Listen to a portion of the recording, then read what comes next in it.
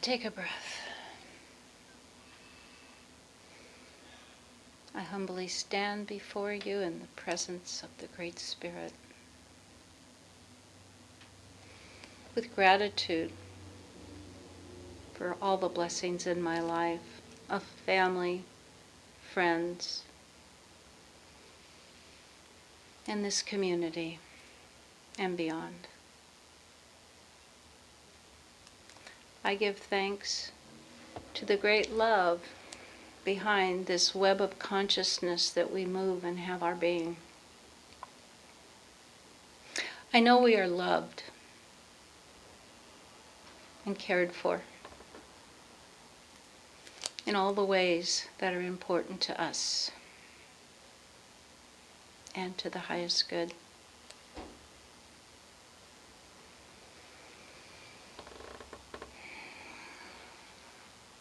I know that each one here is an individualized expression of the One, the divine energy of love, light, life. And I rest in that peace and joy, knowing each one of us is wrapped in the arms of God. We rest in our wholeness, our health, and our well-being, and our fulfillment. I am open and receptive to the whisperings of my soul, always guiding, always guarding, and always protecting.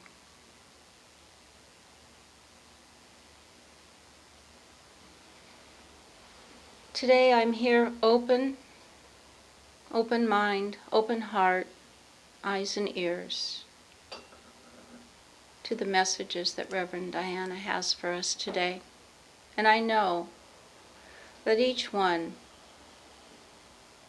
will gather what is theirs to do, what is theirs to say, what is theirs to be in all circumstances they are presented with.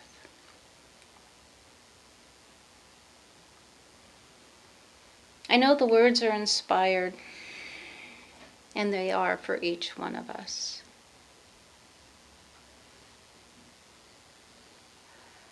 I close this prayer in gratitude for this knowing, for this presence of all creation.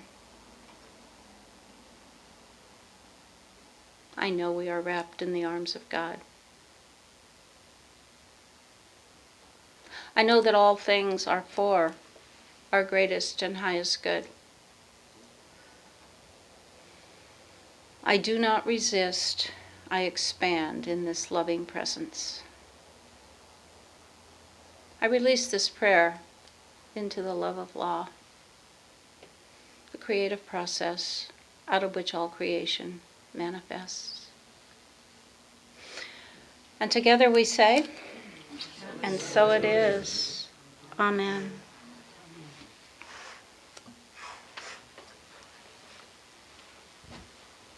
Thank you, Chris.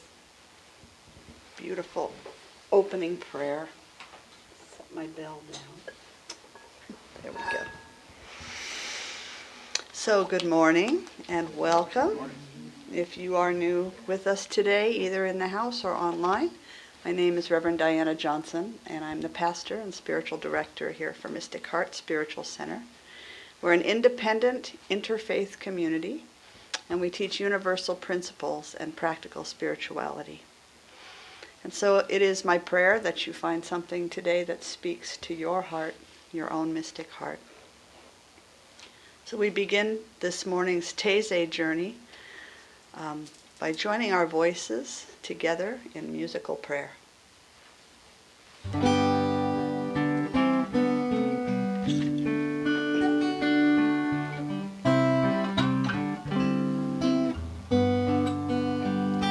Welcome home to your mystic heart. Lay aside whatever came before. Let your own intuition start.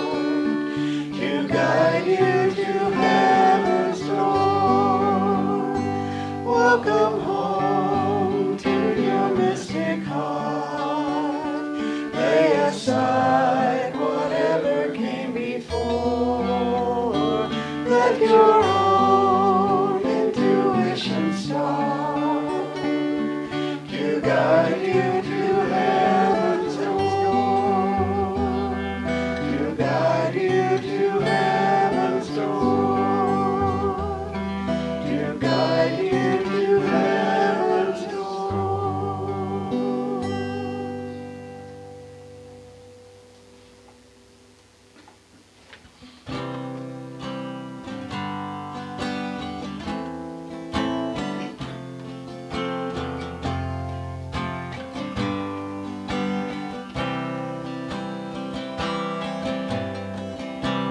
We are one in this life, all connected, hearts open wide. In our loving kindness, God is always reflected. Let love be the guide. We are one in this life, all connected, hearts open wide. In our loving kindness, God is always reflected. Let love be the guide. We are one in this life, all connected, hearts open wide. In our loving kindness, God is always reflected. Let love be the guide. We are one in this life, all connected, hearts open wide. In our loving kindness, God is always reflected. Let love be the guide.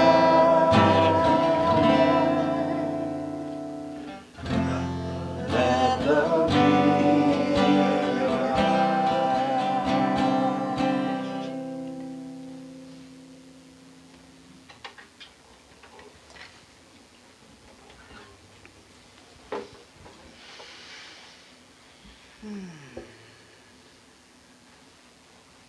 Beautiful reminder.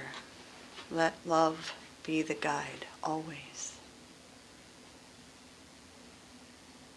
The power of love is within me, within each one of us, right now, and in every moment.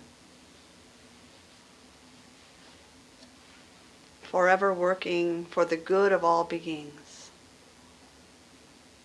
bringing rebirth, bringing renewal.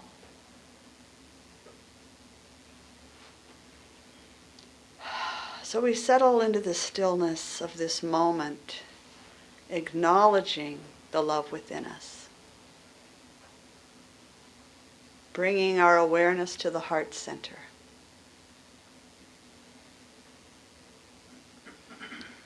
Feeling it expand with every breath in. The light of spirit filling the heart to overflowing and making its way out into the rest of the body.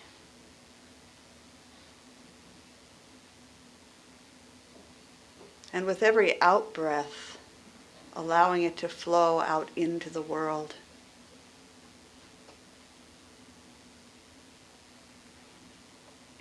We're surrounded by and held in an atmosphere of perfect love. We are love taken form. Love is our inherent nature, the truth of who we are, the truth of all creation, no matter the appearances in the world.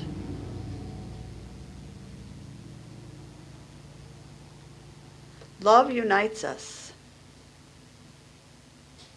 is an invisible force for good, a force of connection. All of life created in love. Every human being, every other than human animal, an expression of Spirit's perfect love. An emanation of divine intelligence. Every plant, rock, pebble, grain of sand, the earth beneath our feet, and all that lives within that soil, expressions of Spirit's inexhaustible love.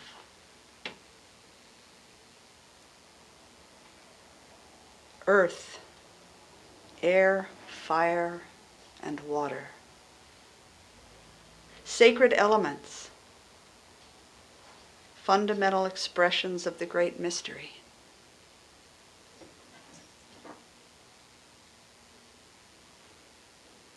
Now extending our vision upward to the heavens,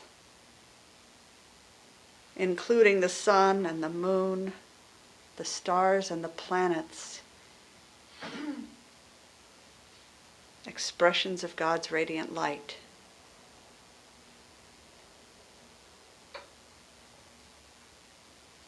And now moving our awareness downward to the core of the earth.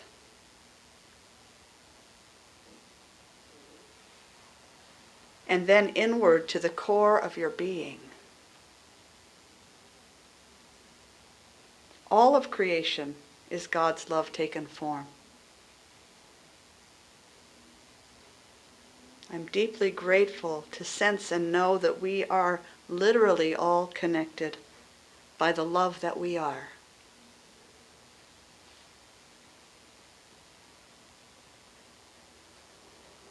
Just take a moment to sense that connection and that love.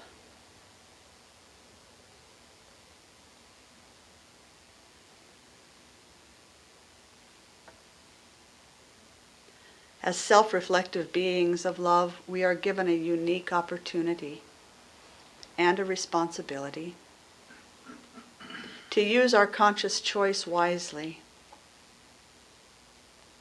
to consciously choose love over fear in every situation, to ask, what would love do right now?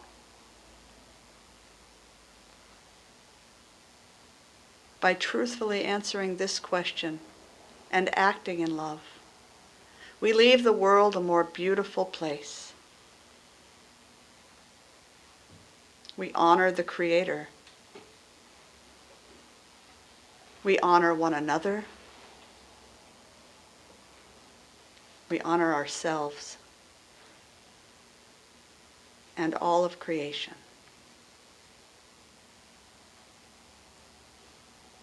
We are grounded in the way of love. Our silent and spoken prayers are one way to express that love. But our prayerful thoughts, words, and intentions are only the first step. When our time of sacred silence has come to an end, it is time to pray with your feet. The Christian path would say it this way: as the body without the spirit is dead, so faith without works is dead also. In other words, a faith that doesn't manifest in action is not genuine, is not effective. It is by our works that real service is offered and change is accomplished. The Master Jesus calls us to serve one another, to care for those who are vulnerable, and in doing so, we are serving the whole, serving God. Buddhism encourages devotees to develop wisdom and compassion, not only through meditation, but through personal experience and ethical conduct. By our action, we are helping to reduce suffering in the world.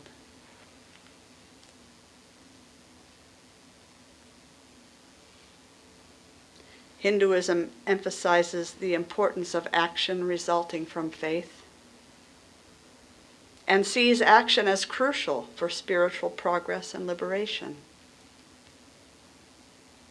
There's an emphasis on seva, or sacred service to God, by serving humanity and the world. The Sikh tradition also stresses the importance of both faith, or belief in one God, and action, living a life of service. Once again, seva, or selfless service to others, is a core practice in Sikhism, demonstrating faith through action. Indigenous cultures across time and around the world prioritize reciprocity,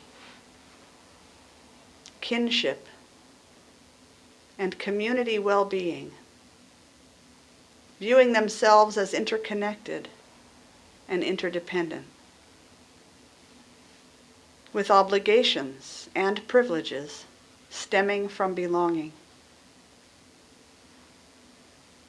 This manifests in practices like sharing resources and caring for the vulnerable.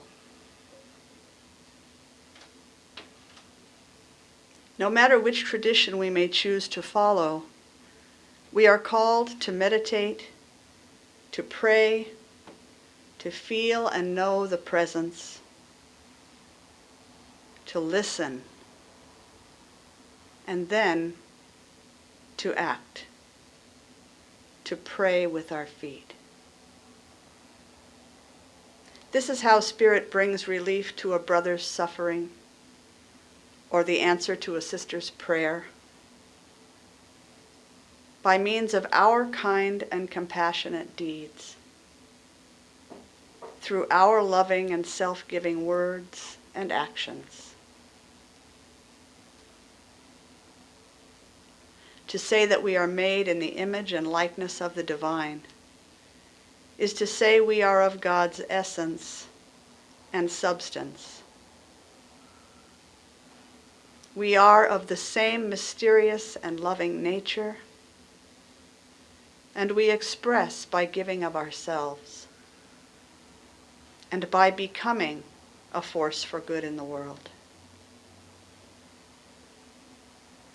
Becoming is an active process. And so, made in the image and likeness of God, it is my nature to take action, to give of myself, to serve in some way.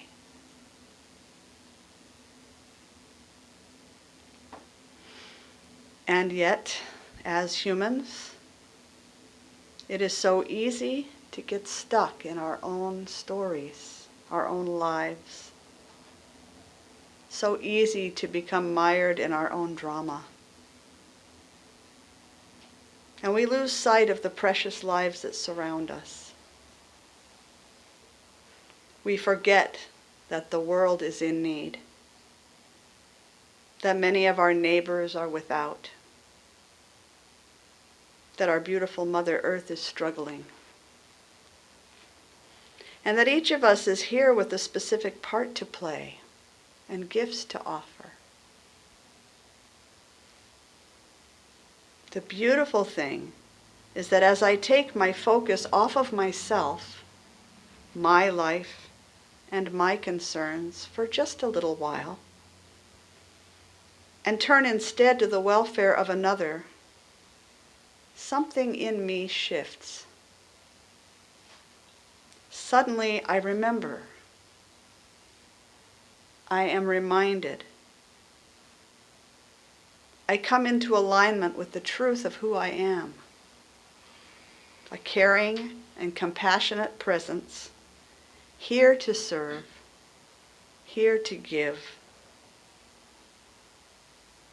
And in the giving, I receive the best gift of all, connection to the love that I am, and a deep sense of contentment and fulfillment, having given that love away.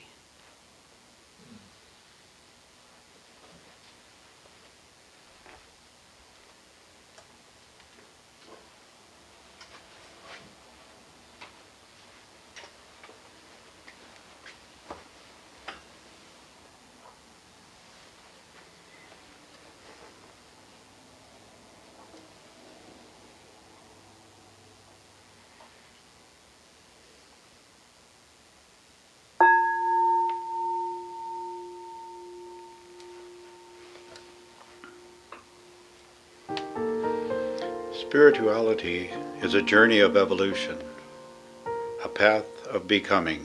But we may ask, evolving into what? Exactly what is it that we are becoming? Some might say we're becoming more godlike, more like Jesus, like the Buddha, Black Elk, Gandhi, or the Prophet Muhammad. But that's not really the goal of spiritual practice.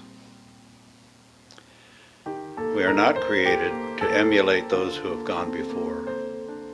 Our elder siblings were not trying to show us how we should express our divinity. They taught by example. Following their own inner inspiration, they shared their own unique gifts, inviting us to look within for our own guidance and to share our own gifts.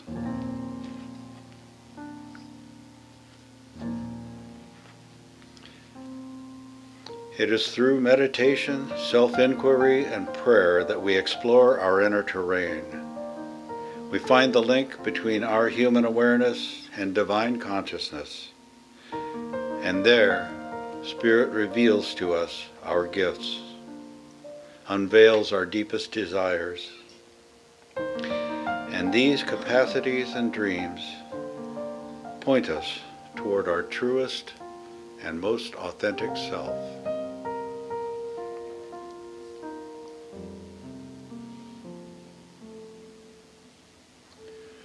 We embody God by becoming more ourself when we find our own manifestation of the Christ consciousness, our own Buddha mind, when we discover our own prophetic voice, when we allow the Spirit of life full expression through us and as us, we become who we are created to be.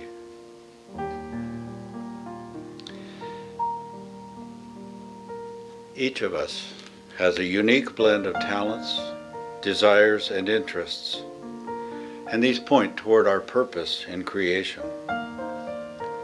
In our 3 minutes of shared sacred silence this morning, I invite you to contemplate your most cherished dreams, your unique combination of gifts, and the activities that most make you come alive. That is what you are meant to share with the world. That is who you've come here to be. Then ask Spirit within, how can I best give of myself? What is mine to do?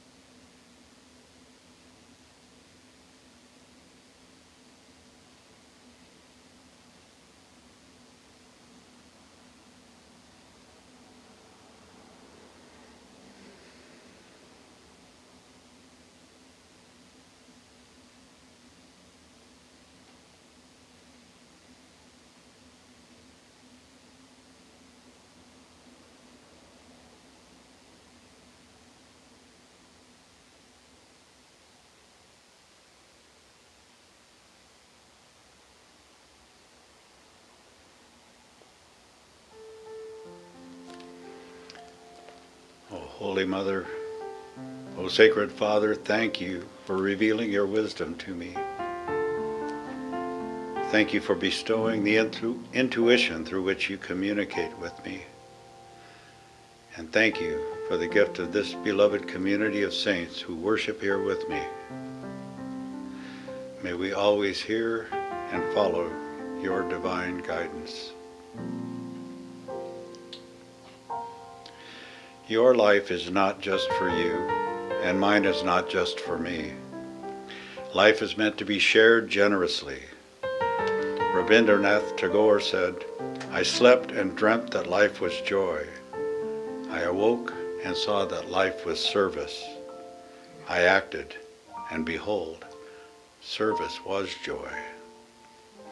Sharing our unique divine gifts fulfills both the world's needs and our own. Returning now to Reverend Diana's inspired Taizé meditation, we allow ourselves to be changed, to be transformed, not into someone else, but into who we truly are. And we take that into the world as we pray with our feet.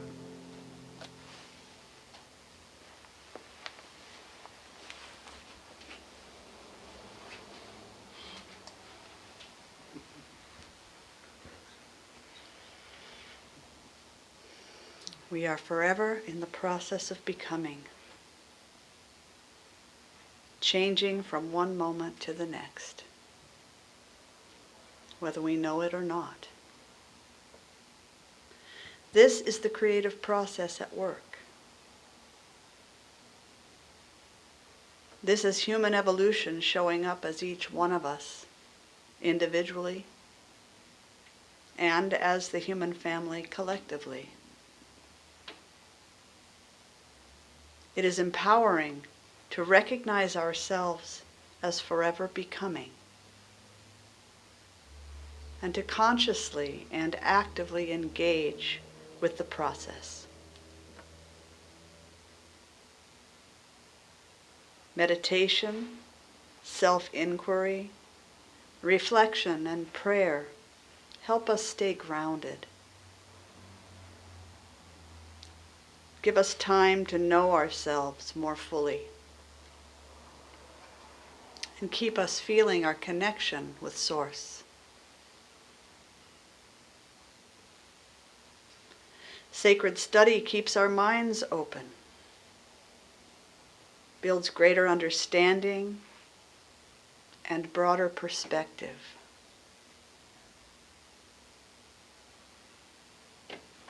Sacred service keeps our hearts open, increases our humility as we serve God by serving one another. And sharing in sacred community keeps our arms open, offering support and connection, and serving as a reflection of who we are becoming.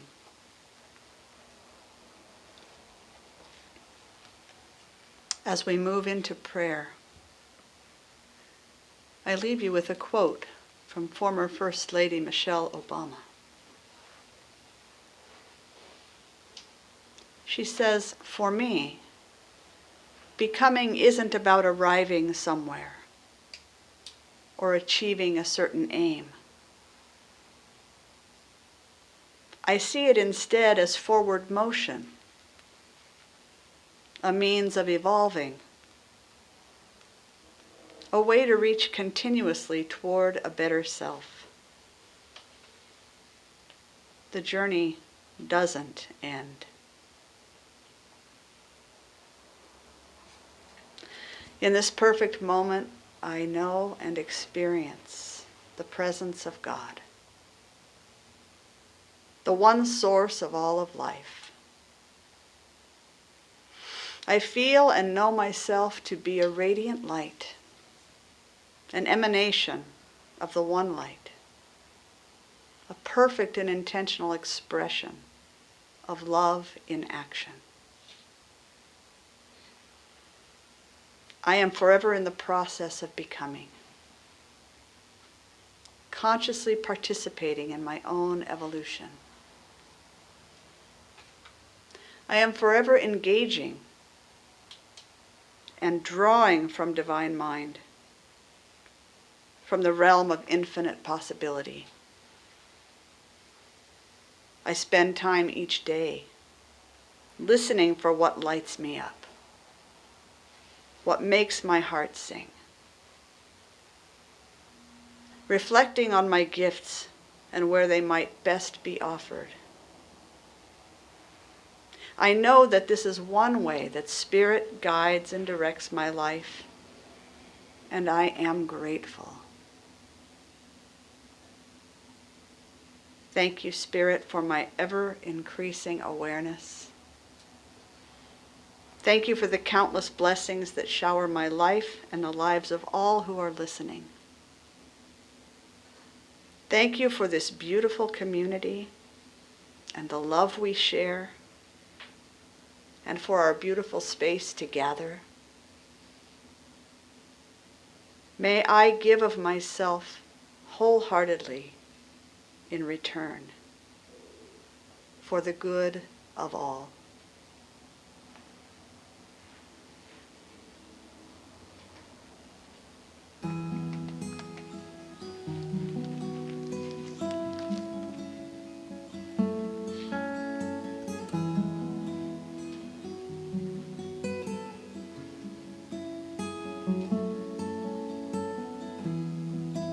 Why have you come to earth?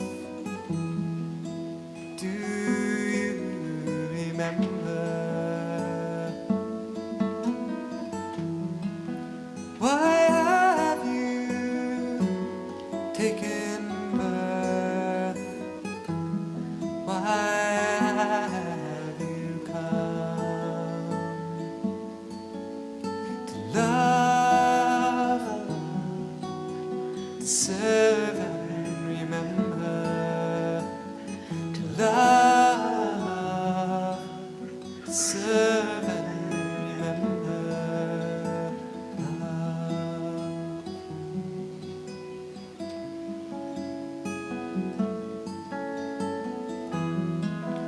Why have you come to earth? Do you remember? Why have you taken birth? Why have you come to love, to serve and remember, to love, to serve and remember.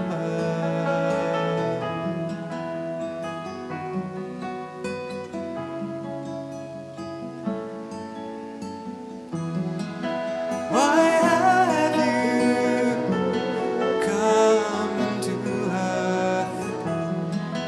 Do you remember? Why have you taken birth? Why have you come to love, to serve and remember, to love, to serve and remember, to love, to serve and remember, to love, to serve and remember, love, serve and remember, love, serve and remember, love, serve and remember, love, serve and remember, love.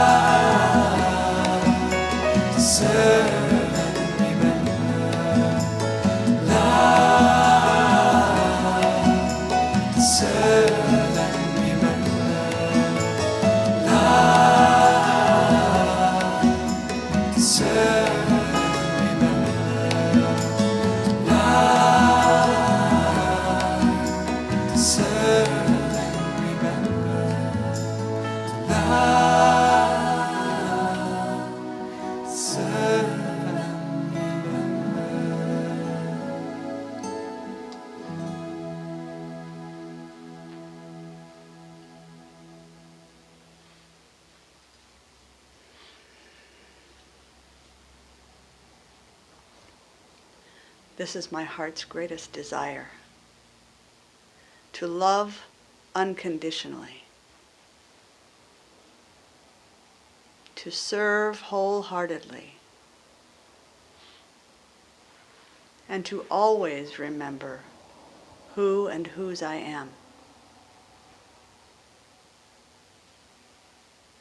And so it is with deep gratitude and humility, and knowing that all prayer is answered even as it is spoken. I release my word to the creative power of the universe. I let it be, and so it is. Amen. Aho. So we bring our awareness back now to our bodies. The atmosphere in the room, to the space, and to our community. And as you feel ready, if you haven't already, gently opening your eyes, looking around to see the love that surrounds you this morning. So as we close our Taizé meditation, we offer an opportunity for you to give of your financial good, should you choose to do that, in support of the work that we're doing here in the world. And if you're joining us online, you can go to mysticheart.org and you'll find a donate button and you'll find a mailing address. So we are an independent, self-supporting organization, and your financial gifts are what make it possible for us to have our space to gather and to do the work that we're doing in the community. So as we engage this morning in the sacred practice of circulation, I offer a video. I think I got, yeah, okay. I thought I had them the other way around, but I have a video for you. And I think you'll get the connection between the service and... When you pray, move your feet. So if you're praying, get into action. Put your thoughts, your prayers into action. When you pray, move your feet.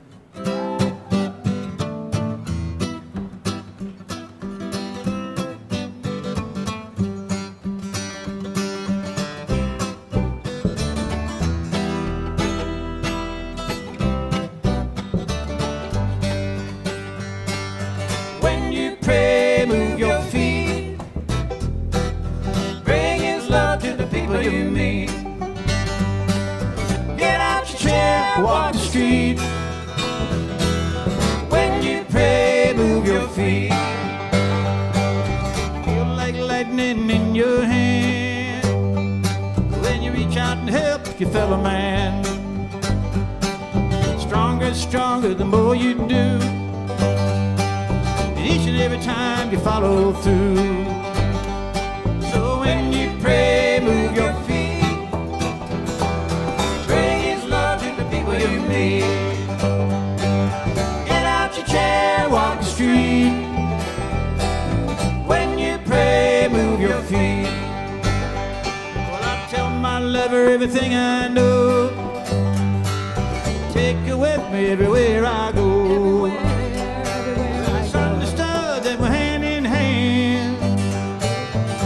Much more when we take a stand. True love travels from heart to heart. It's always there when you're ready to start. Up along in the steep and winding road. Love's gonna help you lift that load. So when you pray, move your feet. Bring His love to the people you meet. Chair, walk the street. When you pray, move your feet.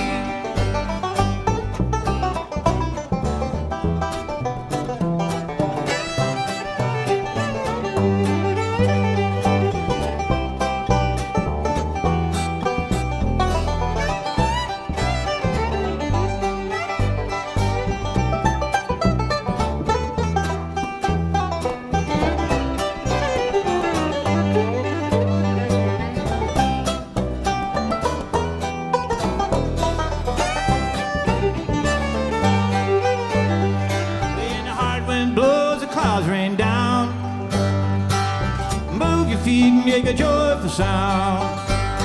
Yeah, the Lord is listening and watching too. They'll keep you safe and push you through. John Lewis is gone, the words ring on and on and on. Clap your hands, help me sing this song. Good trouble. Move your feet, 'cause we can't stop till we reach that mountain top. So when you pray, move your feet. Bring His love to the people you meet. Get out your chair, walk the street. When you pray, move your feet. When you pray, move your feet. Bring His love to the people you meet. Get out your chair, walk the street. When you pray, move your feet.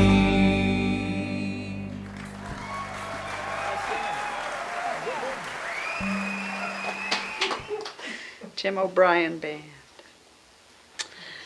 And so we say thank you for these gifts as they are given today. We know that these are the gifts of Spirit moving through your hands and your hearts into the life of this center so that we might continue our work. So we commit to growing and expanding these gifts and then offering them back. Thank you, Spirit. Thank you to each one. And so it is. Amen. So just a couple quick things in case you're going to go on your way for the day. We have different components to our morning gathering. But for those who don't catch the invitations at the end of the conversation, we have a spring fling luncheon, an Easter basket raffle coming up on April 12th. There are more details in the March bulletin, but Dalton Fitzgerald's going to be doing a fun and uplifting about an hour and a half concert as part of that luncheon. And we'll have our tickets available next week, and we'll have our baskets next week for you to start taking a look at. And our Easter gathering this year is going to be a single service starting at 10 o'clock on April 20th, Easter Sunday. Going to have lots of music, some thought-provoking message, and rituals for release and renewal, and a brunch fellowship following. So for today, if you want to come back and have a conscious conversation, I'm going to be going out a little bit on a limb today. So feel free to grab a cup of something warm and join us back at 10:30. How big a limb? That is yet to be seen. A real skinny That is one. yet to be seen. Stick around. Yes, stick around, find out. So let's bless you on your way with a soul's blessing. May your soul always find what it's looking for. May your heart always lead the way. May you live in peace and harmony. And may love always fill your day. May your path be strewn with happiness. May success find you everywhere. May you always embrace compassion and grace, and may God always answer your prayer. May you always embrace compassion and grace, and may God always answer your prayer.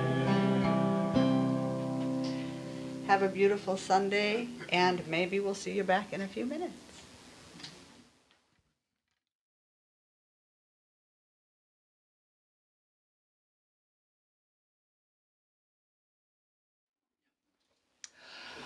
All right, we are back, all coffeeed up. Yes, good to see you all back here. I stand in this moment knowing I am in the presence of God with each and every one of you, and that this great spirit I call God is within each one of us. And I breathe that knowing in that we are always guided, guarded, and protected in all that we do, think, and say. I know that each one of us is wrapped in the arms of God. Each one of us is experiencing the divine energy of love, life, and light. And I know that each one here is whole, is perfect and complete in spirit and fulfilled in all your heart's desires. We come together now to explore our own thoughts and ideas about what was said earlier in the service. And I know each one of you has a great wisdom to share.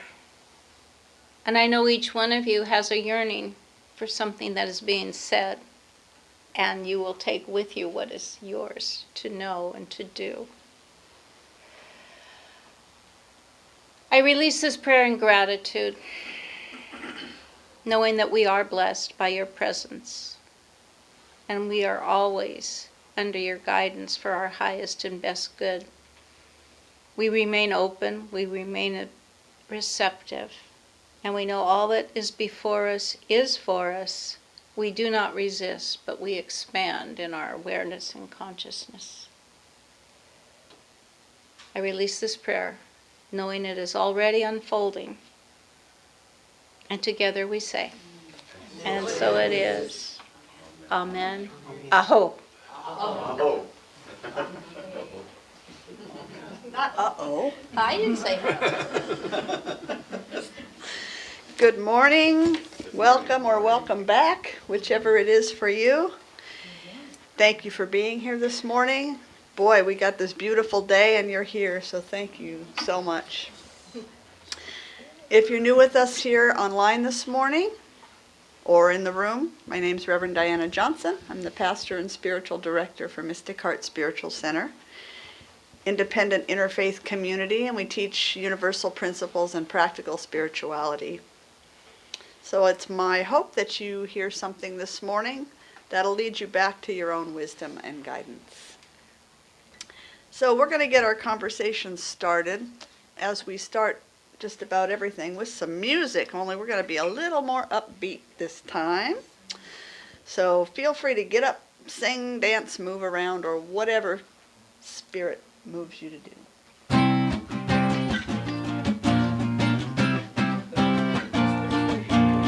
Welcome to the Mystic Heart, join the celebration. Lift your voice and sing your part, make this affirmation. Spirit made us family, with loving hearts to share. Together we are joyfully practicing the possible through prayer. And everything's possible through prayer. Mystic heart. All right. You're not going to be still. I will not. Everybody get up on your feet. See the light in everybody you meet. Everybody get up on your feet. See the light in everybody you meet. Let us be reminded of who we've come to be. We are love, we are one big family. Hey, hey, hey, hey, hey, hey, yeah, yeah. Let us make a joyful sound. Here we stand on holy ground. Let us make a joyful sound. Here we stand on holy ground. Let us make a joyful sound. Say hey, hey, hey, hey.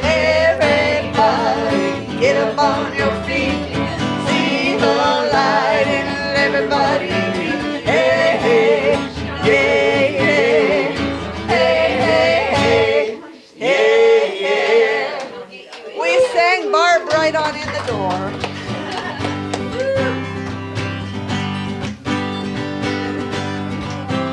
There's a reason for the sunshine and sky, and there's a reason why I'm feeling so high. It must be the season where the love light shines all around us.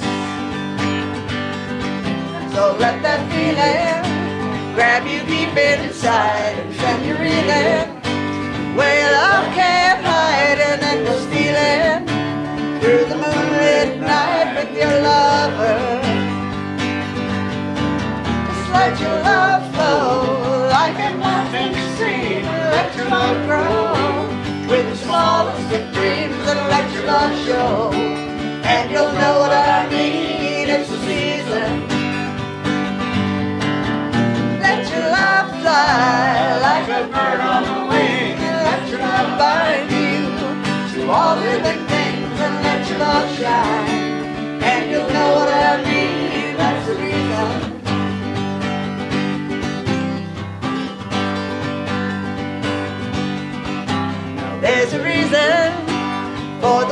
sweet nights, and there's a reason for the candle lights must be the season where the love light shine all around us. So let that wonder take you into space and lay you under its loving embrace. Just feel the thunder as it warms your face. You can't hold back. Just let your love flow like a mountain stream, and let your love grow with the smallest of dreams, and let your love show. And you'll know what I mean. It's the season. Let your love fly like a bird on the wing, and let your love bind you to all living things, and let your love shine. And you'll know what I mean. That's the reason. One more time. Just let your love flow like a mountain stream, and let your love grow with the smallest of dreams, and let your love show. And you'll know what I mean. It's the season. Let your love fly like a bird on the wing, and let your love bind you to all living things, and let your love shine. And you'll know what I mean. That's the reason. And let your love shine. And you'll know what I mean. That's the reason. Just let your love shine, and you'll know what I mean. That's the reason.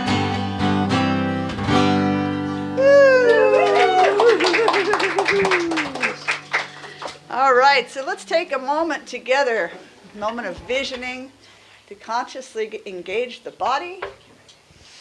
Feel the presence moving through,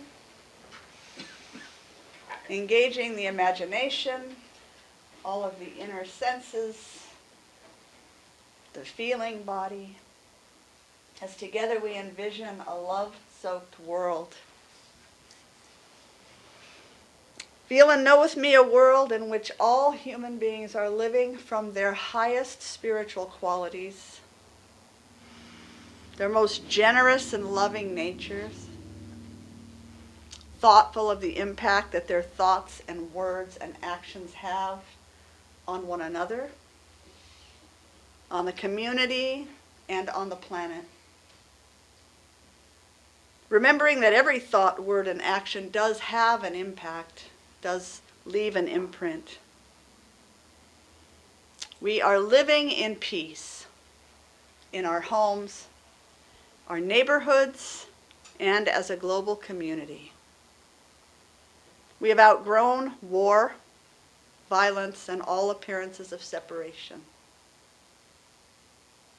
This is a world where all needs are gracefully and easily met, because we have learned to live according to that generous nature, according to the truth of who we are. A world where all beings have plenty of nourishing food, warm, comfortable, and affordable housing, a sense of safety and belonging, where mental and physical health, education, and healthy relationships are all supported by social systems that are grounded in integrity and wholeness, where honesty and transparency rule the day. Amen. We're creating a world where each person is valued as the unique individual that they are, where authenticity and vulnerability are welcomed and celebrated. A world where loving relationships are the norm, and each person is free to choose whomever they want to love. Yes. A world where there are no walls, no boundaries that divide us, where all are truly welcome. Sense and know with me a world where the peace that we cultivate within ourselves shows up as a world free of hatred, free of violence. Feel the loving connection to each other and to Mother Earth. Our ways of living support her, and she in turn supports us.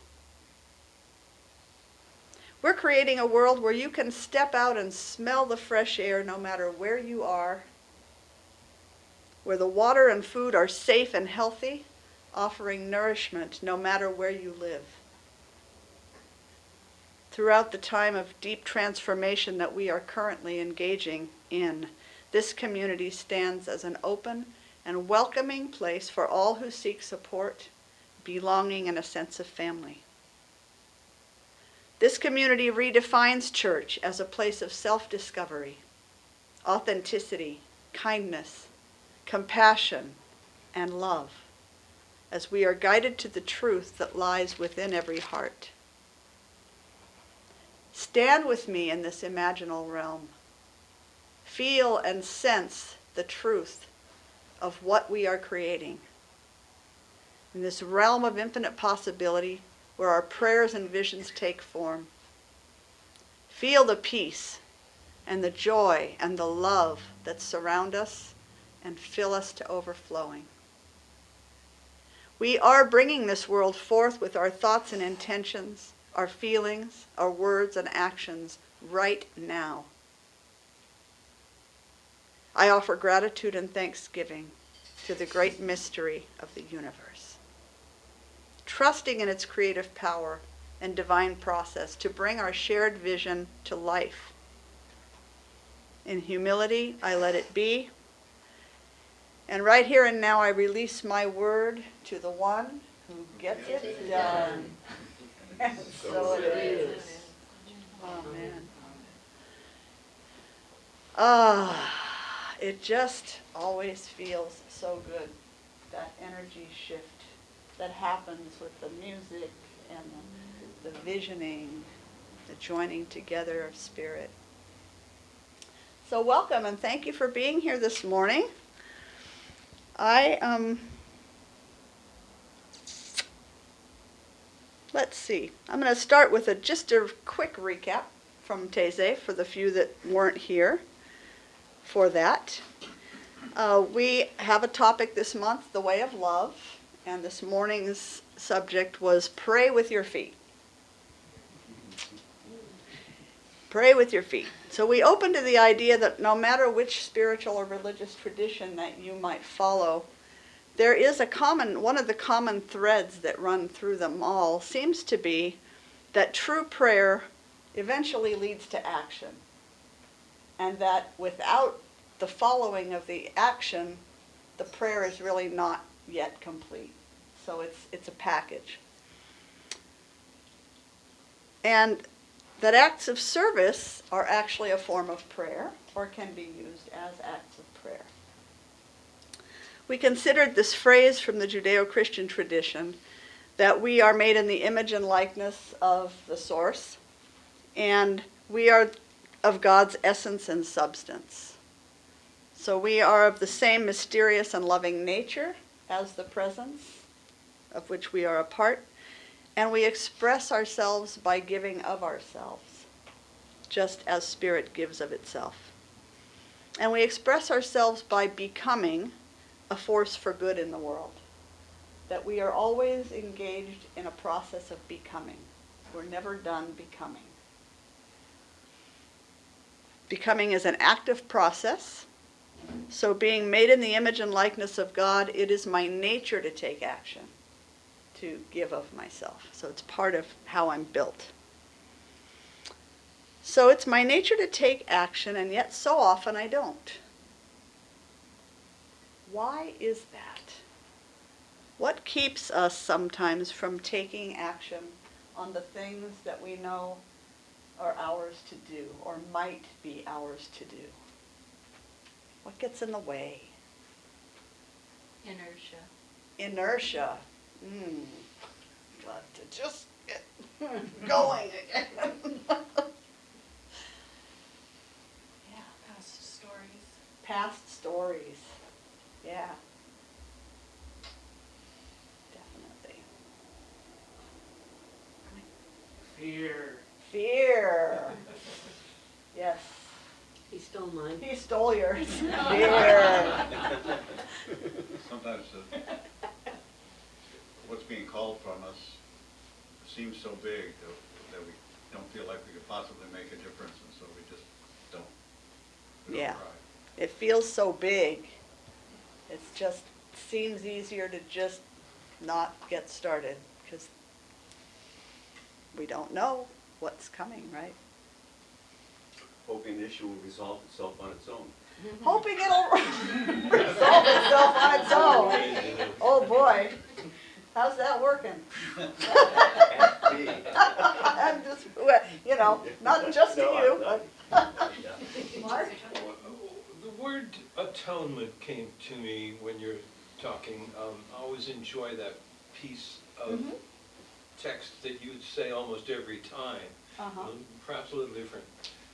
But I always enjoy it, and then you follow with, this makes me feel so good to have this shift in the energy, and it does me as well. Somehow the word atonement came up, and I searched my memory banks as to how is that religious.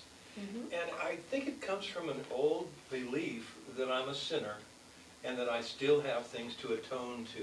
Okay. You know, punish myself in a sense.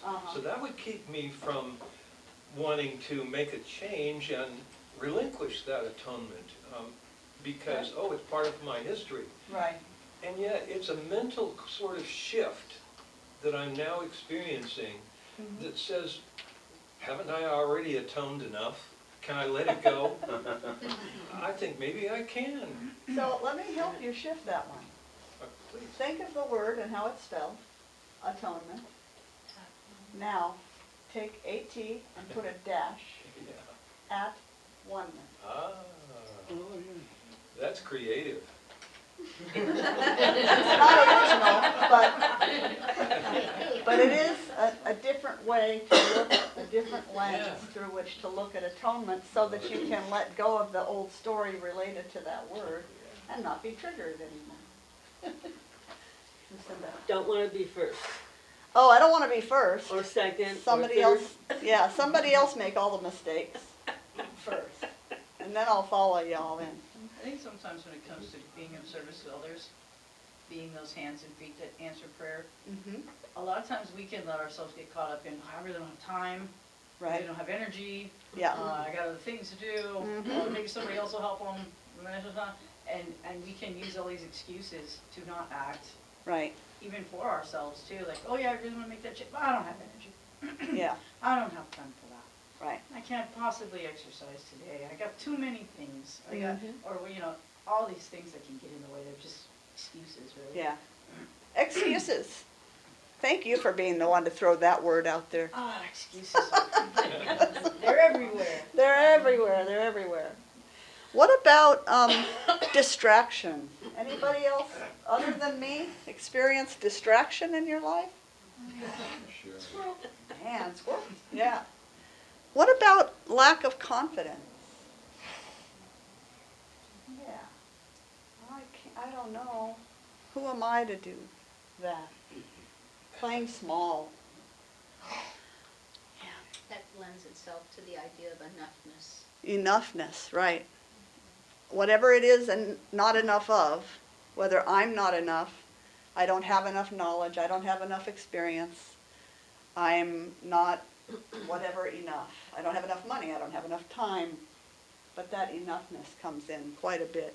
Chris. It plays into the, I'm not Desmond Tutu, or I'm not Martin Right. Luther King Jr., so, we want, we're kind of a hero worship Right, society, and, we can't live up to what our heroes did, so we just feel like there's nothing we can do. right, yeah. We forget that sometimes it's just the little things adding up that makes such a difference in the lives of other people. David? And, that seems to be, to me, the root of grassroots movements. Yes. Finally, you realize that, yeah, you might not be able to do much, but you're part of the whole. Right. Yeah. And everything does make It does make a Impact. difference, yeah. I can't do much, but I can do something. right. And in that doing of something, I actually become more optimistic and hopeful for the future because I'm actively engaging in a solution of some kind somewhere. So, yeah, Pick a lane and serve. right, pick a lane and Pick serve. something that you Right, feel yeah. joyful about Right. contributing. Yeah. So we get stuck in our own stories.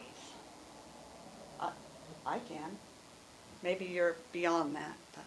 But mired in my own drama. May not even notice sometimes that the world is in need in a particular way. We don't notice because we're so stuck in here. We don't notice that many of our neighbors are going without. We don't notice that our beautiful Mother Earth is struggling, as we walk down the grocery store aisle and make our choices. And we forget that each of us is here on purpose with a specific part to play in the whole picture. We're each a piece of the puzzle. And nobody else can fit our little piece. We're like, we're unique. So during Taizé, we also acknowledge that if I take my focus off of myself, even for just a little bit, and take my concerns, put them on the back burner for a while, and instead turn to the welfare of someone else, that it actually makes me feel better, too. Something inside shifts. Something changes so that I begin to remember, I'm reminded of who I am and who I've come here to be. And a caring and compassionate presence is who each of us is. We're here to serve, we're here to give, and in the giving, we each receive the best gift of all, which is to know that I'm connected, to feel a deep sense of contentment and fulfillment because I've given that love away. Yes, Mark. Yes, I liked what you said earlier about the appearance of separation. Mm-hmm. And to take that and enlarge that thought a little bit more, what about the disappearance of something that you loved and you can't get it back? Right.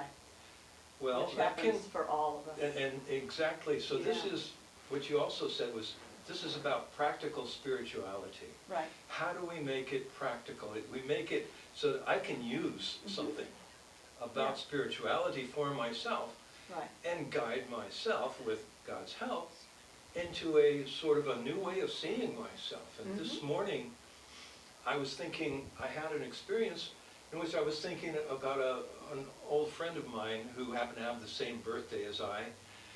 And I forgot to call her on that day as we had for years prior. Mm-hmm. She passed away about a month later, and I didn't, and I've lived with this guilt ever since. So in order to make a practical spirituality, how about stop feeling like she's disappeared and I can no longer talk to her? Right. Exactly. And that made a huge difference, because then it's not like I felt this burden, but in a way I really did feel a burden that I can't change because she's disappeared. Right. But what if I could talk with her and she knew it? Right. And what if she does when you do? Exactly. So Yeah. that's it's flipped everything on its side, and Yeah. I'm going, wow, maybe I can really use spirituality in a way that isn't selfish. Right. Yeah. If we're not able to apply and use what we hear and read and come to know, it's useless. It's pointless. If it's not useful, it's pointless. Going back to what you were just talking about, Mm-hmm. it made me think of, how many times we get so caught up in our own self, and that's Right. all we can see. And then someone else who you care about calls you or reaches out and they're going through something, Mm-hmm. and all of a sudden, you just totally forget all about your own Right. business, and you rise to meet that person and help them, and how staying isolated keeps you just walking around with a mirror, Right. and you can't see past your own self. So being connected and listening to other people and being able to be in that act of service Right. by just listening or helping, if that's what's required, really stops you from focusing just on your own Right. business, And what a simple kind of like shift that is. Because It I can does. be depressed, as I could possibly be, the world's falling apart, whatever. Mhm. But as soon as someone else I care about says, I need help, but forget all that, here we go, you know? Right. That's that shift. That's that shift. And it happens for anyone that makes that change from the inner focus to focus on helping, giving, serving. So I'm going to make a right turn now. So that's kind of the Taizé message today. Oh, here comes the limb. That's what I was just gonna say. Okay, I'm walking out on a limb. I'm walking out on a limb. Okay. I'm going to do a reading for our discussion from a book by Marianne Williamson. It's called The Politics of Love. It was written in 2019. I don't usually bring the P word up here with me, but it's not like partisan politics, that kind of politics. So I want to start by asking you, what does the word politics mean? Management of power, power of management. Okay, management of power, power of management. Okay. Does the root word mean anything to do with police? Not exactly. I'll share that in just a moment. I just want to get a sense of what the word politics brings into the room. To me, it means the tactics or skills used in interpersonal relationship to accomplish an end result without Okay. being too pushy. All right. Like moving Okay. the chairs in a certain place. Right. I did some of that yesterday. Traffic Okay. management, is that what you said? Yeah. I think it comes from the root word polis, which means people. And Okay. Police does as well, so, so politics is how people organize to create something larger than just Okay. a bunch of individuals. So people gathering together to create something bigger than A the, society, a community. yeah. Okay. Any other thoughts? So what if I take the S off the end? The word politic, what's that mean? Because politics comes from the root of the same word as politic. Does it change the meaning at all? Any kind of tip? Many ticks? You No. make it more singular. People? Huh? Does it mean people? The root goes back to, is it, huh? Give us the answer. I am. But I'm trying not to talk over you. So, it means sensible and judicious, making sensible and judicious decisions under certain circumstances. That's what it points back to, is sensibility and judicious decisions. So our politics, ideally, our political systems of the world should be making judicious decisions and policies and laws. That's what they're, by the name, That's what they get paid to do. it's what they get paid to do. So I'm going to read something from this book. I'll split it up into 3 chunks, and then we have time to talk about it. I don't know if you guys were aware that back in the campaign where our current president was first elected, as well as this last one, Marianne Williamson initially was on the ballot. She put herself on the ballot as a candidate, probably realizing that probably that wasn't going to happen, but it was a statement. And she actually had a lot of, her platform was really sound in my view, and she had a lot of really good ideas. So she wrote this book at the same time as she was running that campaign the first time. And the subtitle is A Politics of Love, a Handbook for a New American Revolution.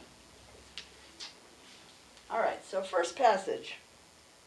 In many ways, the political situation in America today seems like the times, she was referring back to the AIDS epidemic and the chaos and collective trauma that came up in that time. So she's referring back now, it kind of seems like we're back in those times again, collective trauma. Once again, there's an experience of shared chaos and anxiety Our personal and political foundations seem as though they're under assault. But what feels to me to be lacking now is a sense that we're going through this crisis together. Too many seem to think today that their stress and anxiety is theirs alone, or at the least not deeply related to the stress and anxiety of others.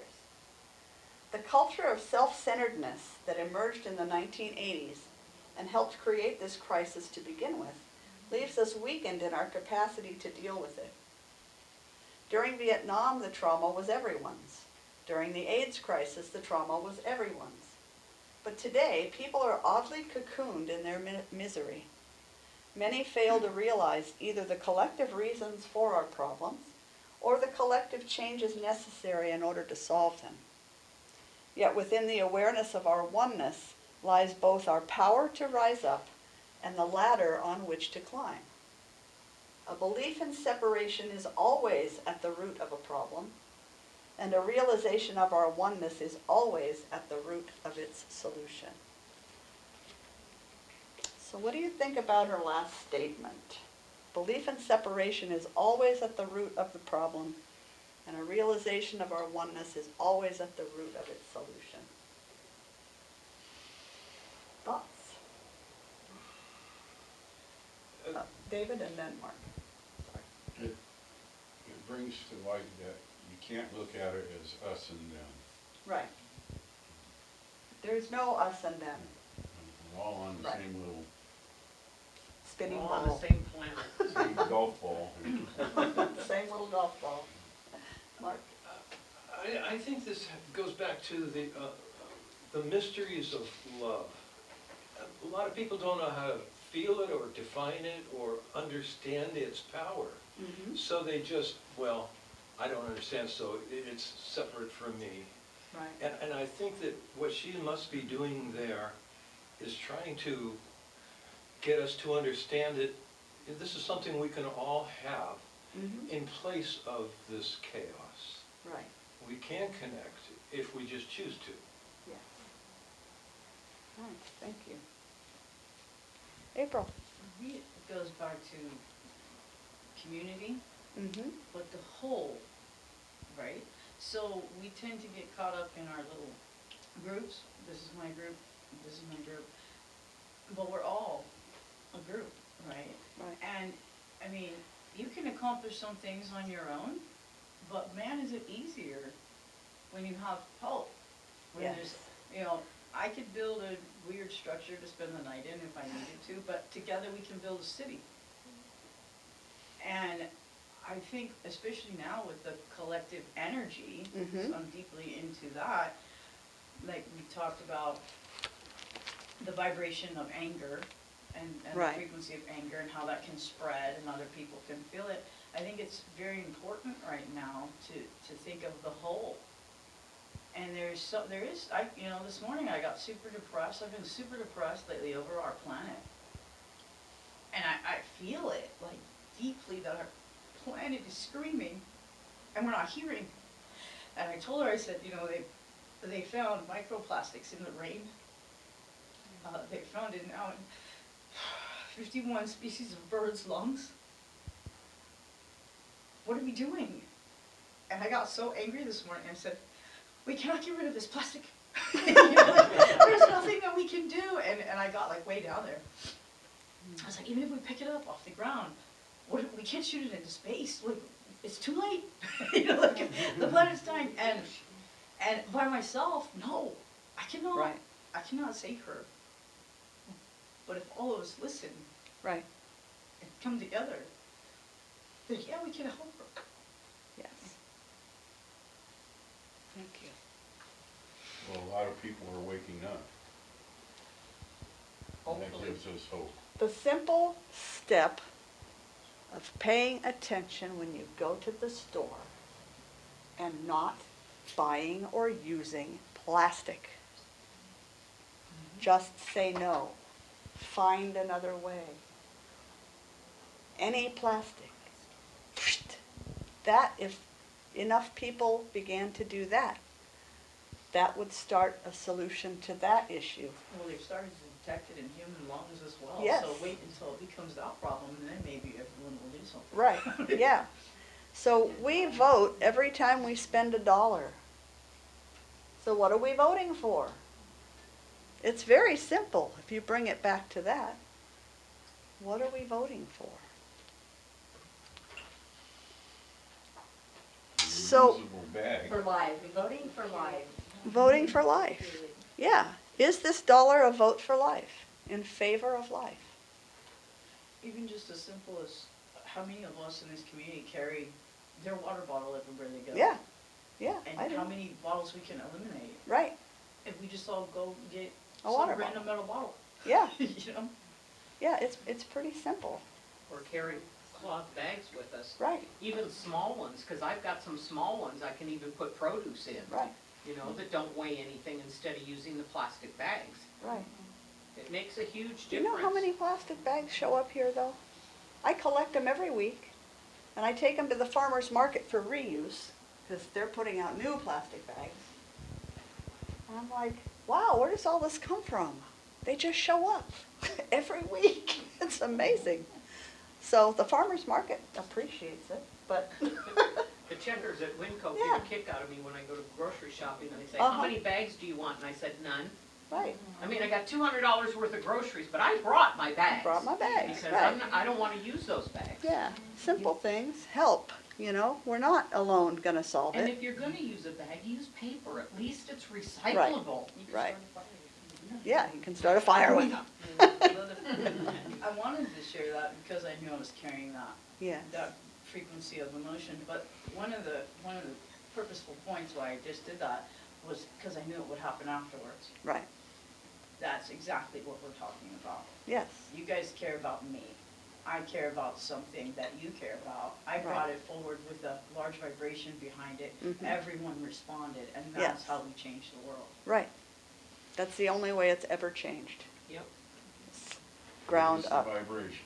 ground up. And so the element Action. again is understanding.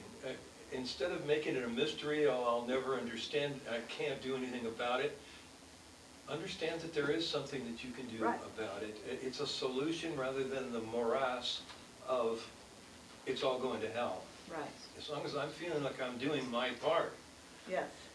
it's empowering. And it's understanding, but it's understanding followed by action. It's pray with your feet. It's follow up, you know, okay, I learned it, I read it, I understand it better, I know what the problem is. Now what am I gonna do to help? Kathy? You know, another thing too that people can do that's really simple, and I did this yesterday. I take Sophie with my scooter for a walk every day, and one of my neighbors was spraying her yard with Roundup, and I about came unglued. And I said to her, Linda, pay attention here. I can give you a recipe for spray that isn't toxic to the bees and the birds and the worms and the bugs. And she goes, well, bring me that recipe. I said, I'll not only bring it to you, I'll post it on the park's website so that everybody has it. Yeah. Because it's something that simple Right, that can help change things. yeah, don't get me going on that chemical. Uh-oh. That chemical's been found in everything, our air, our water, everything, everywhere. And it kills all of life with it. Everything it touches, it kills. In Including some humans. places in the world, they've banned it. Yes, Oh, Yeah, right. in a And lot of they places. did, it's absolutely verboten, and here we still, yes, better living through chemistry. right. And So again, shop with your dollars. What are you buying at the store? Is it organically grown? Because if it's not, it's pumped full of all kinds of chemicals. What are we supporting? So it's an awareness and a process, you know, a gentle shift in our behaviors, and it does add up and it does make a difference. So I'm going to continue with another passage real quick here. She says, self-love has become an odd sort of God in America. It's true. A generation that has become so sensitive to its own pain is often desensitized to the pain of others. One would think Jesus had come to earth to say, love yourself. Somewhere along the line, the love each other, love your neighbor as yourself part has been subtly minimized, conveniently so for a market-based system that legitimizes self-centeredness as a lead-in to, I absolutely have to have this. She doesn't pull any punches. And I'm skipping some of it, so if you're interested, get the book. Any person, economic system, or political establishment that fails to concern itself with the pain of others is out of alignment with spiritual truth. And where there is a lack of spiritual alignment, chaos is inevitable. Spirituality is the path of the heart and compassion for the human condition. Yet American politics, and around the world also, has developed for decades in a direction that has had increasing disregard for such tender mercies. Hard data, hard facts, quantifiable factors are what's deemed to be real. Serious, sophisticated, and relevant, making the separation of head from heart more justifiable and tenable. Material concerns matter, while spiritual concerns are deemed the stuff of fantasy. To the analytical mind, the journey of the soul seems irrelevant, and that is the beast. From there we are lost. You imagine how well she went over in the debates that she was engaged in. They called her all kinds of hairy-fairy names, and, you woo-woo, this and that, because she talked about love, Common sense. compassion, justice. Yeah. What do you, let me see what my question was going to be, and hang on to your thought. Okay, go ahead, and then I'll ask. Perhaps the pivot point here is the word organic. It seems like that divided our society. Although you're just thinking hippie thoughts, and that doesn't matter. It's kind of like what happened Thinking in hippie thoughts. medicine, where they all kept feeling like something synthetic that I can create in a lab is going to be the answer, and it'll make me a lot of money. And they turned away from things that are organic, but you pointed out that they're disintegratable, and we can recycle organic materials. So I was thinking, what are we going to do when they ban plastic bags? What is going to be a substitute? Well, we know about paper, maybe, but also using organic as a solution, using something like that. Yeah. They'll develop new bags that will last Yes, and last. they already have. Yes. Yeah, You can get plastic-like garbage bags and Ziploc bags. They're made from cornstarch and potato starches and different, and then they decompose. And So so they that just already is have. a practical, Right. spiritual, if you look at the earth and what the earth needs, it Mhm. needs that sort of a revolutionary Right. idea. But in order for those ideas to take off, we have to stop using the stuff, because if we don't use them, if we don't buy them, Yeah, they won't that's make it. them. They don't make them just because. I was gonna say, imagine how it went over when I found a company that makes 100% biodegradable shotgun shells, and then tried to take that information to the Reading hunters. I basically Imagine. got laughed out of the Uh-huh. refuge, right? Because, Yeah. oh, well, and then the one guy says, well, these regular shotgun shells are more powerful, and they're cheaper, and they're gonna break down eventually. I said, when? When the Right. whole planet goes? Like eventually. Right, what's These ones that are mean? guaranteed to be gone in 4 years. Yeah. They're made out of cornstarch husks and Right. real cotton, and they are made to break down Yeah. fast.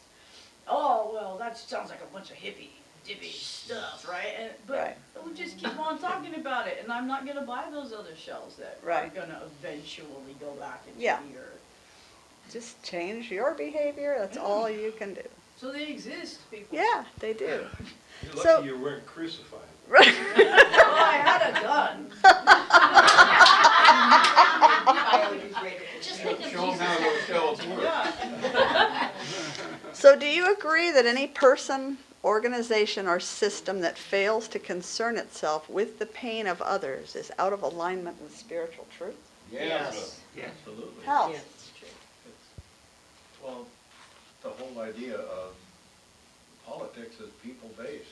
Okay, And if it's not working for everybody, it's right, not really working for anybody. okay. So what spiritual principles might we be able to give attention to here? I mean, you're saying it's not in alignment with spiritual truth or spiritual principles. What are some of the principles that we are out of alignment with, or we're not considering, when we disregard the pain of others in our decision-making process? I hate to, I'd like to take this thread for just a minute. Is this along please this? do, yes. Is that along this thread? Oh, What I think spiritual so. principles? Okay. Looking for specific principles. Well, politics involves laws, and Okay. you just describe them as pertaining to all. Right. We need an agreement that these laws are just and good for us as an individual. Okay. And getting that agreement, I think that's a kind of a spiritual precept. Okay. So there is a spiritual principle of, you could say, of justice, that eventually things come back to balance. So are we stepping out like against that principle that's trying to bring things back to balance when we're not paying attention to another's pain or the pain of a group of people? Yep. Yeah. Out So of there's, ignorance. so we're violating that spiritual law of justice. Yes. Everything happens in the mind of God. So everything I put into that, Okay.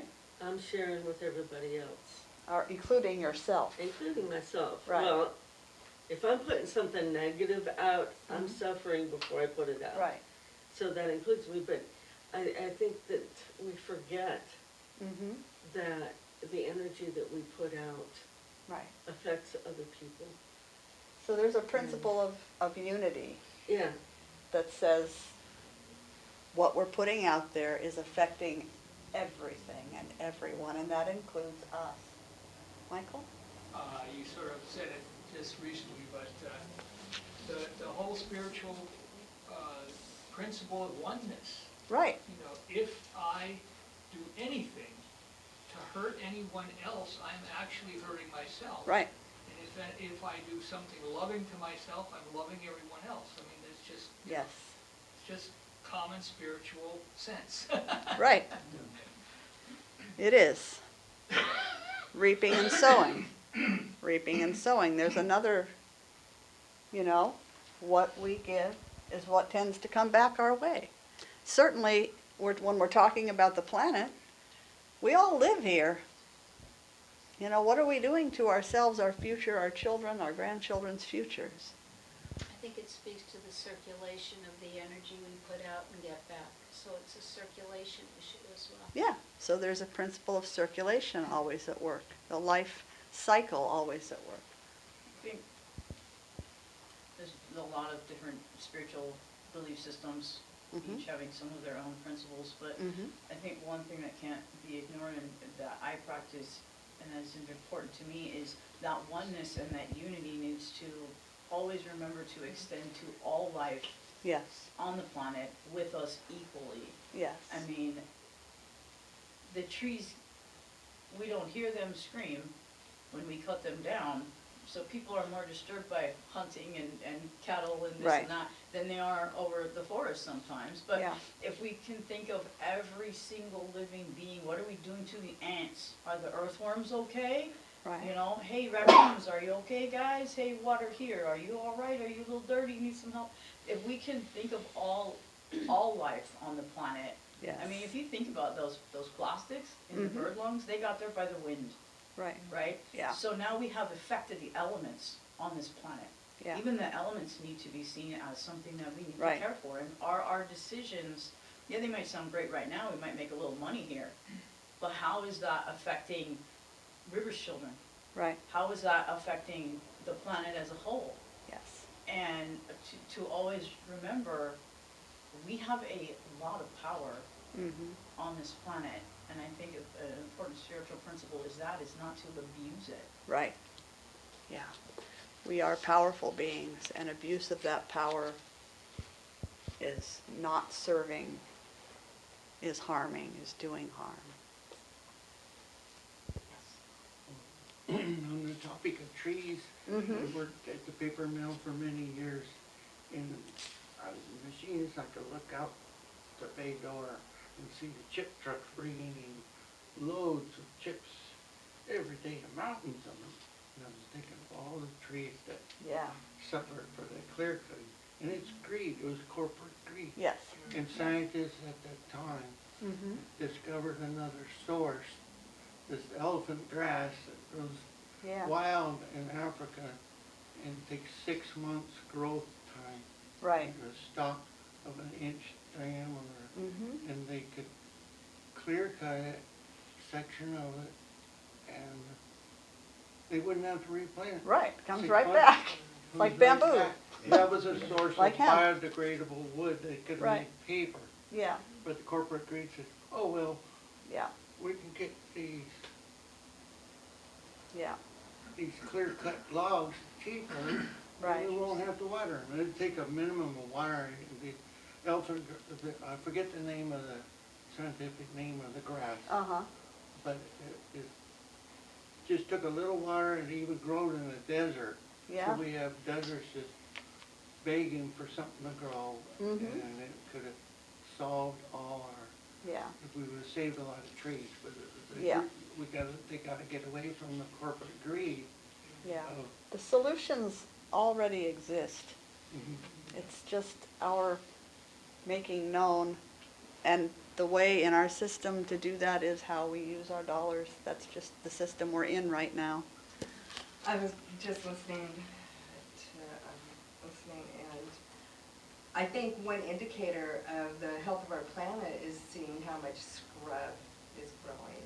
You know, there's not so much of the big hardy oaks. There's Right. scrub oaks and bigger pine. You know, I think that is a real visual we can see of Yeah. some struggling places of it. Yeah. So I have one more passage to share, followed up with a little more discussion, and then you know what's after that. The ego mind is very sly. It's not a big leap from ignoring the pain of others to ignoring the fact that you yourself are inflicting pain on others.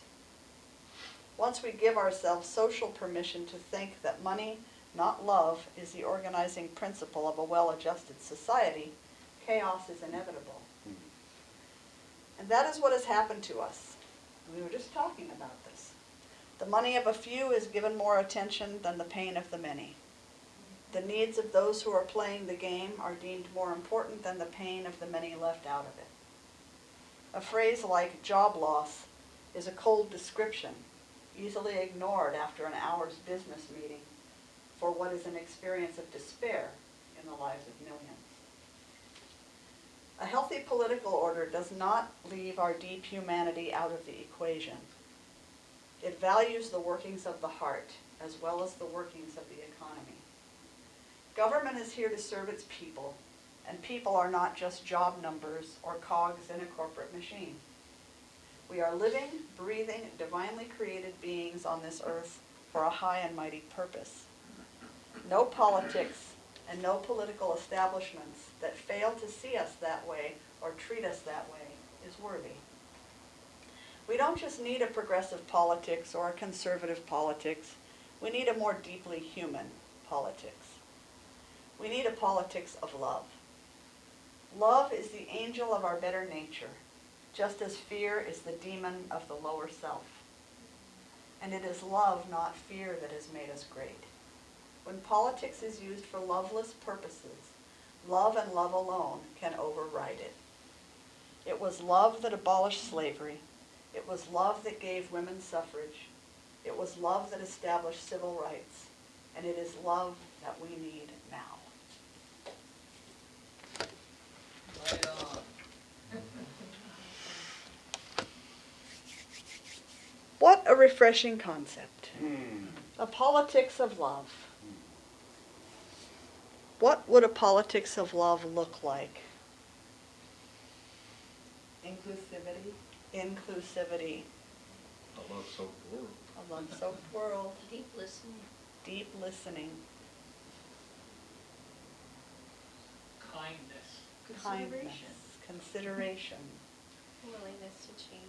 willingness to Channeling me. Yeah, we've got to corral this notion that greed is good. I just don't go with that. Greed is an addiction, and it just has no place in human society, if you ask me. We all need to take what we have in excess and find a place that someone else needs that. So generosity would be what it looked like, not greed. Right. Yeah. April? I follow a lot of Native American groups online and stuff, Mm-hmm.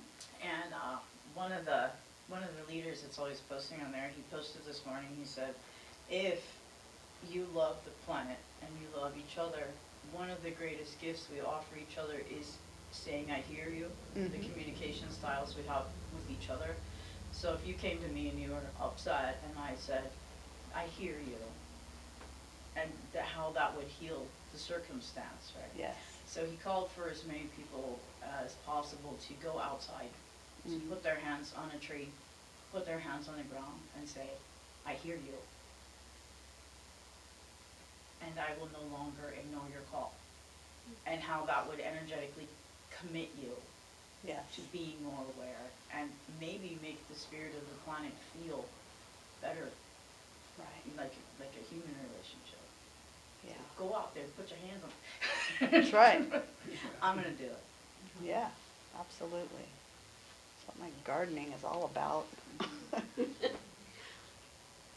Well, a long time ago, I made a discovery. I worked in mental health with people who were prone to banging their heads upside the wall if they were the least bit upset, and they were very aggressive. And I discovered that if inside in my mind, when I went to talk to them, if I was saying, I see you, or the God in me knows the God in you, if I was doing that, they responded. Uh-huh. And I think so that if each one of us were to come out with a curiosity about what the other person is thinking and Yeah. feeling, and even mentally saying, I see you, I want to know you, Yes. that would make a great deal Yeah. of difference too. Even And it's energetically, yes. something- Yeah, it's something we could all do, and we wouldn't have to put ourselves out there, Right. being the first one to say something. Don't want to be first. Yeah. So this politics of love. So as you move into your week, and you hear things, even if you're not trying to watch news, and things cross your awareness and it starts to shake you up, make a shift in your awareness. Think about, focus on what this politics of love could look like. Because we are creative beings. Our envisioning of this love-soaked world would involve having a politics of love.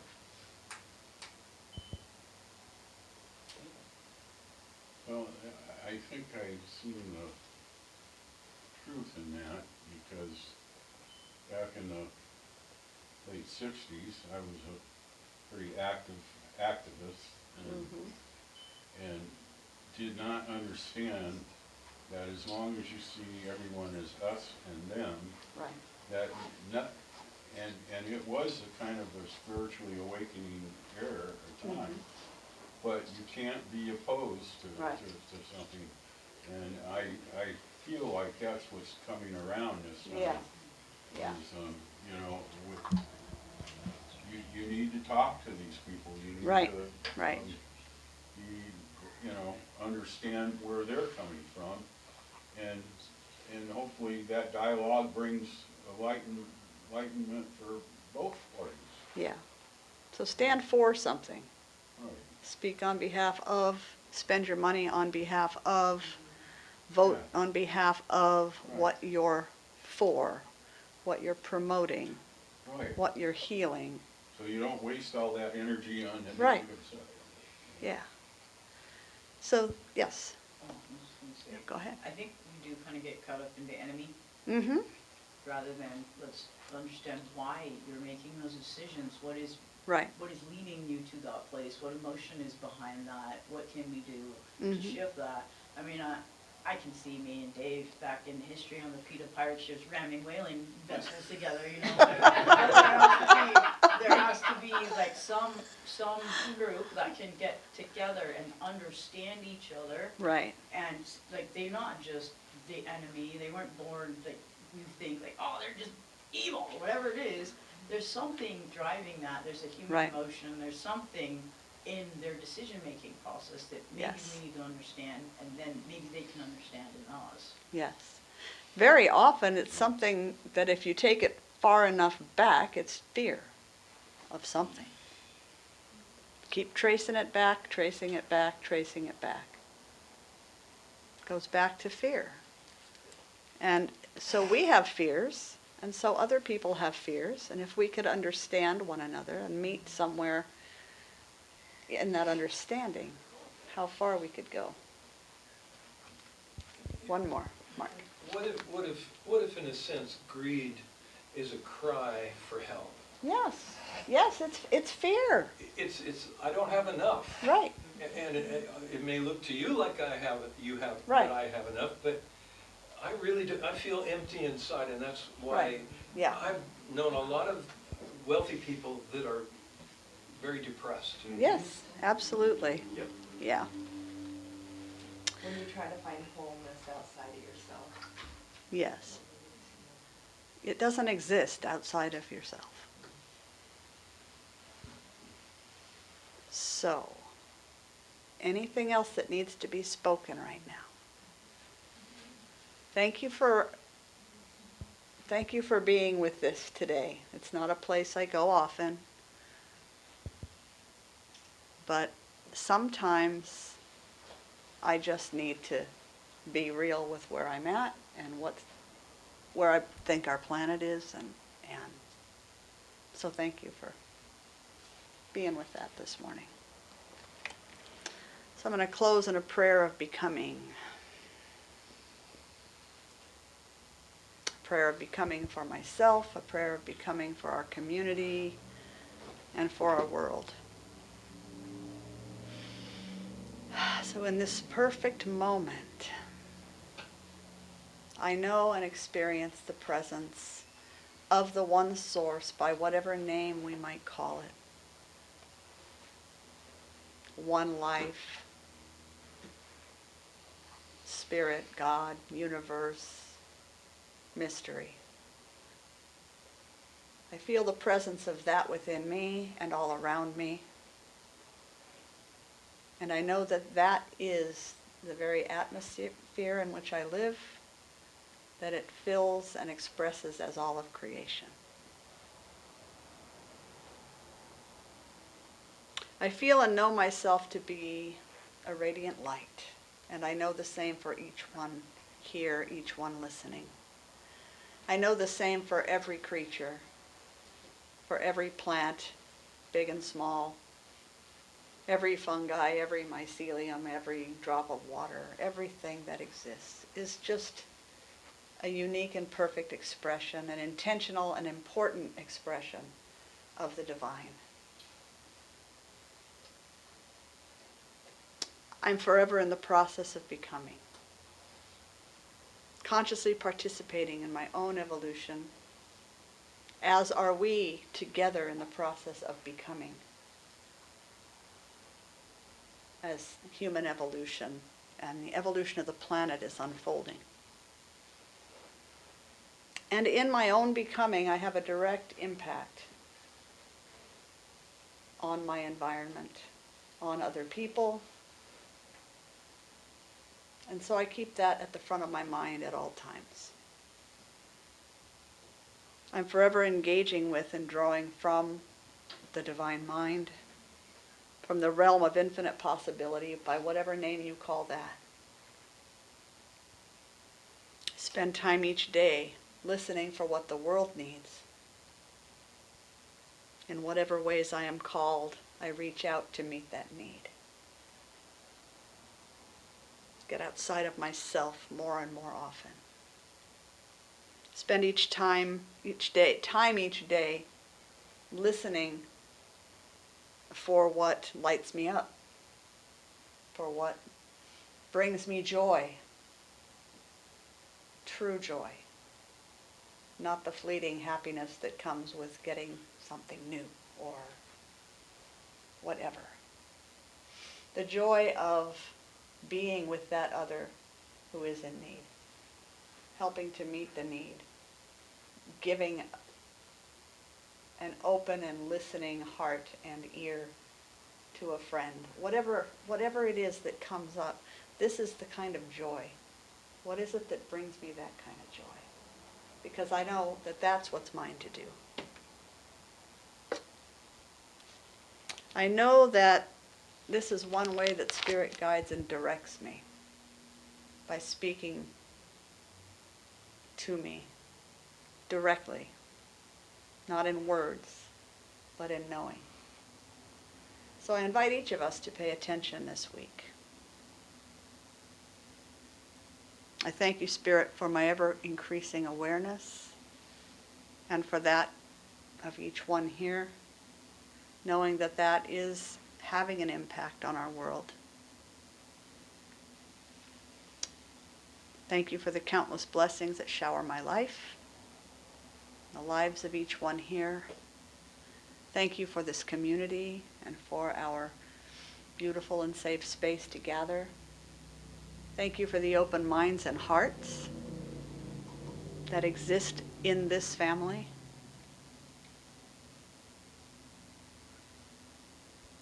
May I give of myself wholeheartedly in return. So with deep gratitude and humility, I offer this prayer out, trusting and knowing that it has already been answered, that it is already unfolding.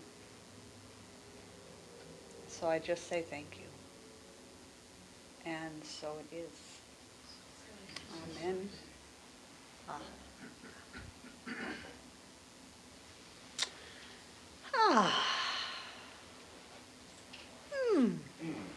Feels good.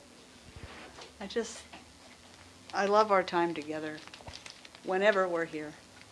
Whether we're dancing and partying and flashing our lights and spinning our disco ball, or whether we're here in conversation, sharing in food. We have a Greek theme today for lunch, so I invite you to hang out and have some lunch with us if you'd like. But as we get ready to move into that next part of our day, I invite you to join in the celebration of the work that we're doing by sharing of your financial good, should you choose to. We do this at each half because some people left and some people come, and so if you're at home, you can go to mysticheart.org and you'll find a donate button and a mailing address. And so we give thanks for every gift that comes into our community. We know that it grows and expands and then is offered back out in support of our immediate and our greater community. So as we do this today, I want to share a beautiful video. One of the youngsters that offers me hope for our future. Love will find a way. All right, we're here with Jocelyn. Tell me about you. Where are you from? I'm from Boulder, Colorado, and I really love ukulele, and I also play the piano and the harp. What do you do for a living? Instruments. Do you go to school?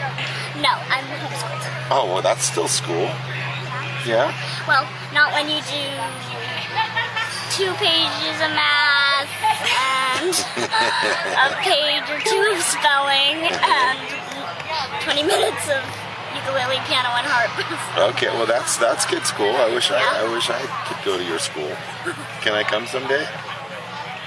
Sure. Okay, cool. Well, what are you gonna play for us today? I'm gonna play Love Will Find a Way. Can I join you? Yes. All right, let's do it.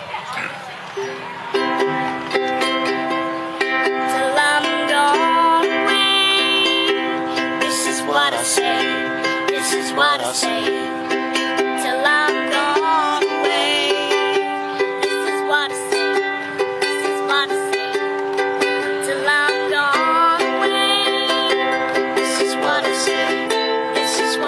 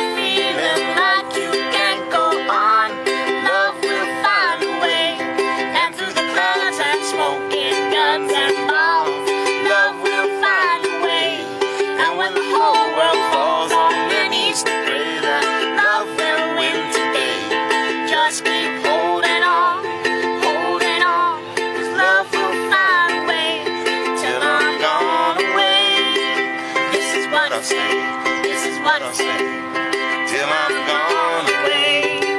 This is what I'll say, this is what I'll say, till I'm gone away. This is what I'll say, this is what I'll say, till I'm gone away. This is what I'll say, this is what I'll say.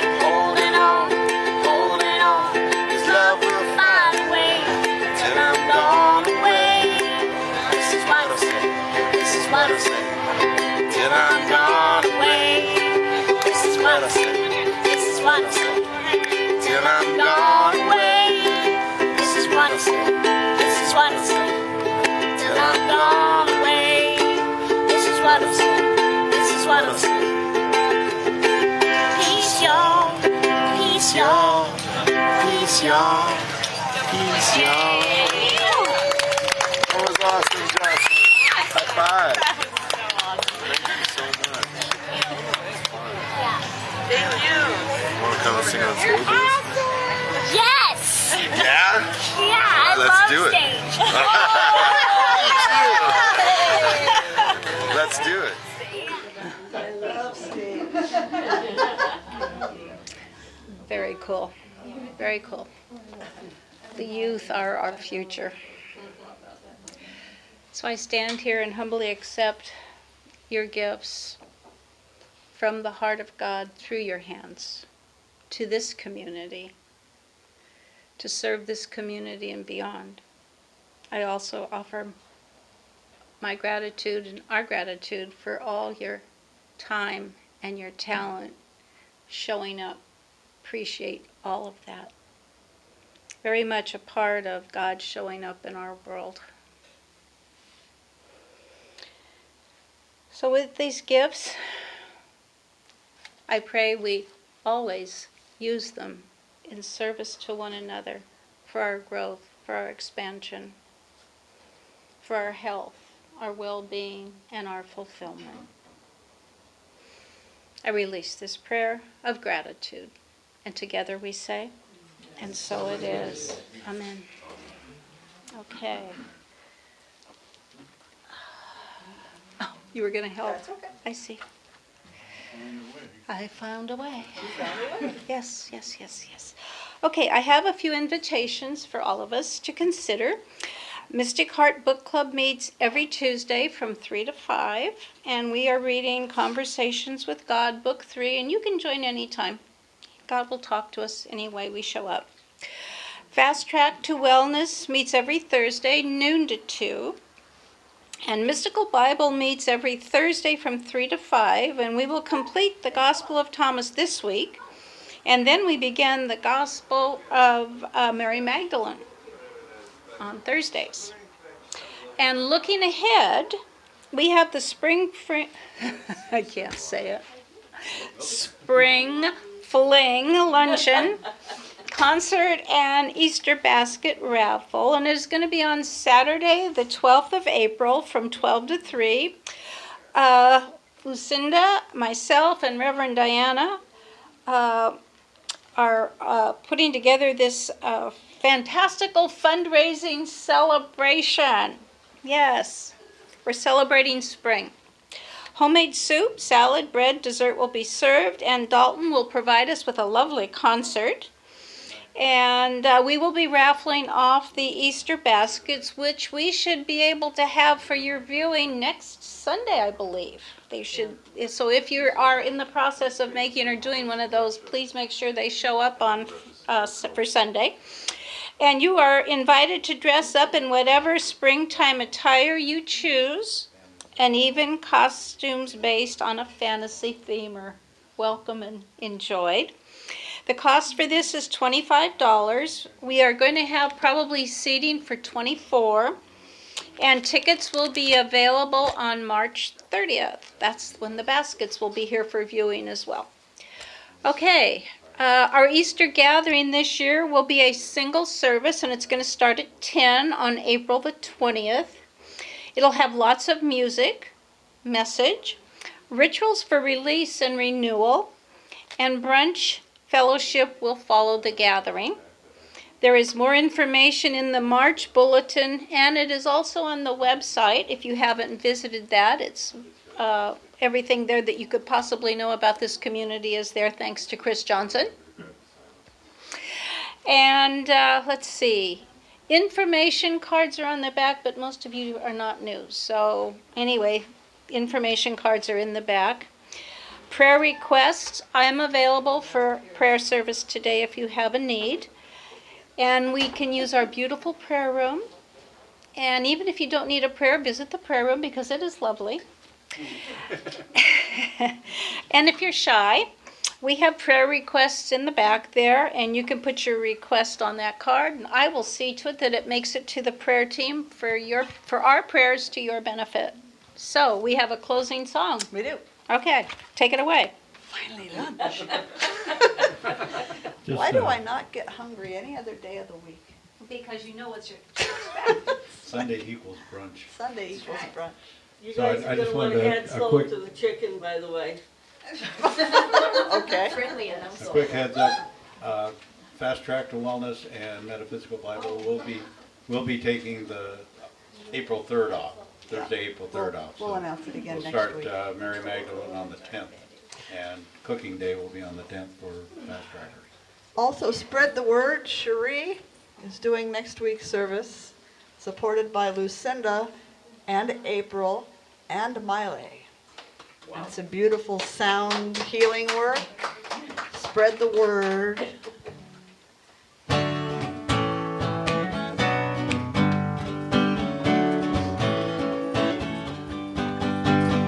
All together, hand in hand, we see the light, we take a stand, and we are changing. A whole new life for you and me. Take your past and set it free, and share this blessing.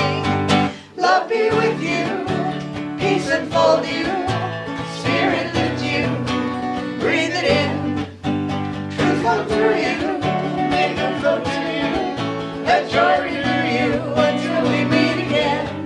Love be with you, ooh, love be with you, ooh, love be with you, ooh, love be with you. Love be with you. Ooh, love be with you until we meet again. Love be with you. Ooh, love be with you. Now breathe it in. Love be with you. Ooh, love be with you until we meet again. Love be with you. Ooh, love be with you. Now breathe in. Love be with you. We love you guys. Have a beautiful day. Hope you join us for lunch.